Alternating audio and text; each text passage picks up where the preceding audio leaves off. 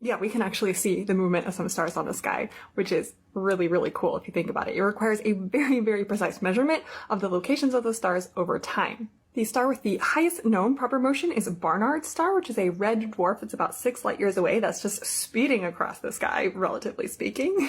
And specifically to your point about binaries, we can see the wobble induced on a star by a binary companion. These are called astrometric binaries, and Sirius is actually a really famous example of these because Sirius B was originally discovered as an astrometric binary, although now we can actually see Sirius B. One thing that has really improved our ability to do this is ESA's Gaia mission. So they've had 3 data releases so far, and there are more data releases upcoming, and these should measure a lot of these astrometric wobbles, and in fact, not just from binary stars, but maybe from exoplanets. They're estimating that we could discover thousands of new exoplanets just via this astrometric wobble of stars. I know nothing at all.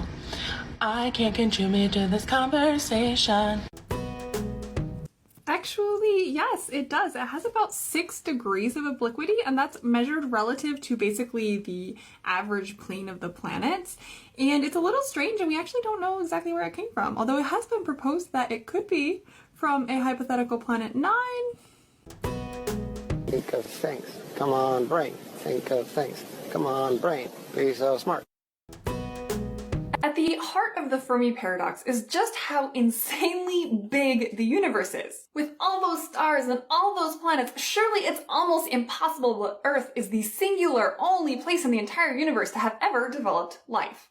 But so far, we haven't seen any sign of aliens. So even at very slow speeds, a civilization could colonize the entire galaxy in maybe millions of years, but Earth has been around for billions of years. The most general solution is the so-called Great Filter. This says that somewhere in the chain of events leading to a galaxy-spanning civilization, there is a very, very low probability event. We can look at all of the components of the Drake equation and say which of these is very, very small, which of these is the low probability great filter event that leads to a really, really low n. Maybe there really are lots of civilizations out there and there are other reasons that we haven't seen them. At the end of the day, we have literally no clue what aliens would be like, what they would think like. What's your favorite solution to the Fermi paradox?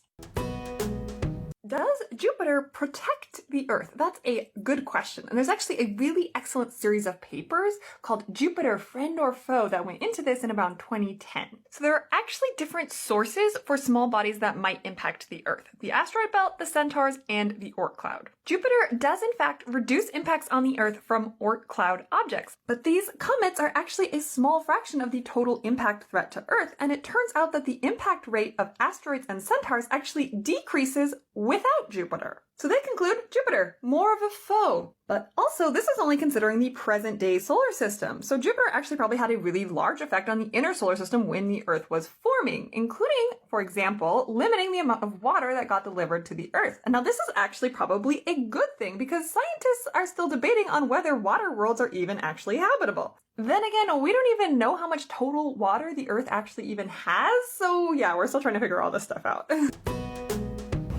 It's a balmy 25 degrees here in Chicago today. It's about 270 Kelvin.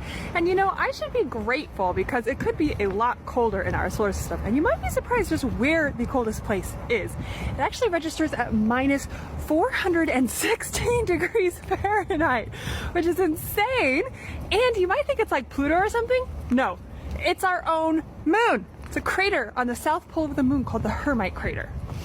Glad I'm not there. I think you're thinking of the obliquity effect. So the effect that the moon has on the Earth is stabilizing the obliquity or the axial tilt. So this is the angle our spin axis makes. It's around 23.5 degrees. This is why we have seasons. So as you can imagine, this is very important for the climate of a planet. And this very well-known study back in the early 90s found that Earth's moon acts as an anchor and keeps its obliquity stable. So our obliquity only varies by about 1 degree in either direction instead of being chaotic and varying kind of all over the place. But does that mean that another terrestrial planet would have to have this sort of stabilized effect in order to be habitable? Not necessarily. Also, I recently read a paper, and I wish I could remember which one, but I read too many papers, basically saying that even without the moon, the Earth might have still been habitable based on the timescales of the chaos of the obliquity. So I feel like I have to say this a lot, but that's science for you, so we don't actually know if the moon's effect is necessary for habitability.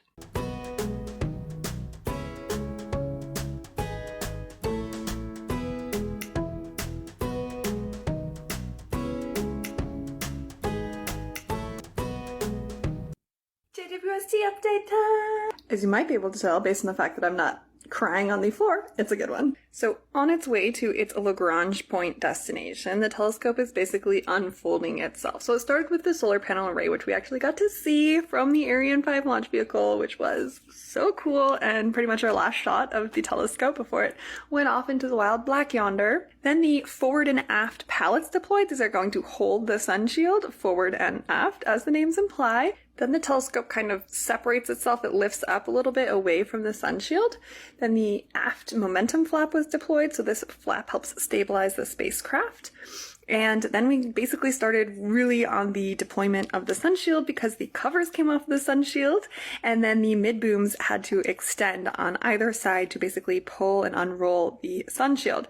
Now there was some delays associated with this, which was worrisome because there was actually some sensor issues and they weren't sure that the covers had completely come off correctly because the sensor wasn't indicating that it had, but they were able to use some other data and some other sensors and confirm that the covers were indeed out of the way so they could start doing these mid booms. But because of these delays, they went really late into the night. So they were supposed to begin tensioning on Saturday, but instead they postponed it to Sunday so the team could get some rest. However, on Sunday, they decided that they would actually take the day and just kind of review data they were getting from the telescope, make sure that all of the equipment was at the optimal temperature for going ahead and tensioning the sun shield. So they delayed it until Monday, yesterday. And so yesterday they started tensioning the sun shield. There were 5 layers to the sun shield that all needed to get put under tension. They did the first 3 layers successfully yesterday, and then just today they finished up the last 2 layers, which means that the JWST sun shield is officially deployed.